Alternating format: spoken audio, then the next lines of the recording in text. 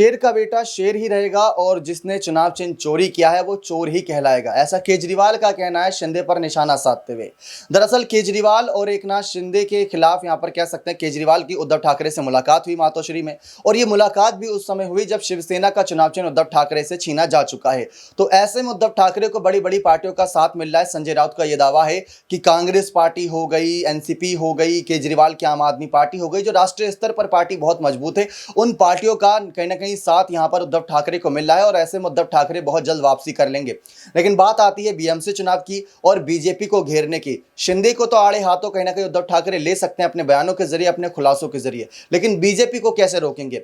तो बीजेपी को रोकने के लिए इस समय जो सबसे खतरनाक साबित हो रहे हैं पूरे देश भर में वो है अरविंद केजरीवाल, जो बीजेपी पर बहुत तेजी से कटाक्ष कर रहे हैं। अब वही कहीं ना कहीं केजरीवाल उद्धव ठाकरे से गठबंधन कर सकते हैं बीएमसी चुनाव से पहले, ऐसे कयास लगाए जा रहे हैं। लेकिन इन कयासों को लेकर केजरीवाल ने खुद खुलासा किया। उन्होंने कहा कि हर बार हम सिर्फ चुनाव की बात नहीं करते, हर बार हमारी बैठक कोई चुनाव को लेकर नहीं होती, कुछ शिष्टाचार मुलाकात भी होती है, कुछ राजनीतिक दावपेच को लेकर भी बात होती है, जिस पर उन्होंने खुलासा किया कि हमने हिंडनबर्ग की रिपोर्ट को लेकर साथ ही साथ गरीबी, किसान और बेरोजगारी जैसे मुद्दों पर बात करी।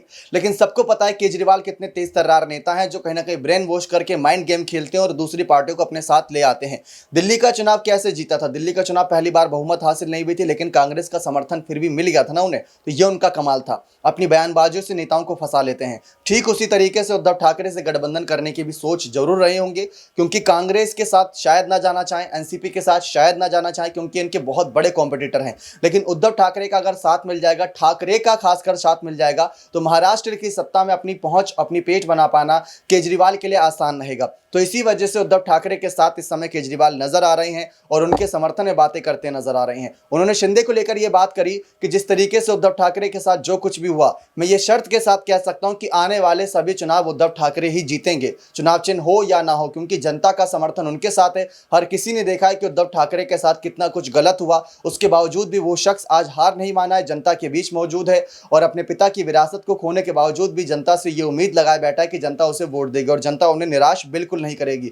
तो गठबंधन को लेकर चर्चाएं शुरू हुई हैं। अब देखते हैं क्या गठबंधन खत्म होने पर ही चर्चाएं खत्म होंगी। इसमें एक और बात हम ऐड करना चाहेंगे। अब शिवसेना का चुनाव चिन्ह उद्धव ठाकरे से छिन चुका है।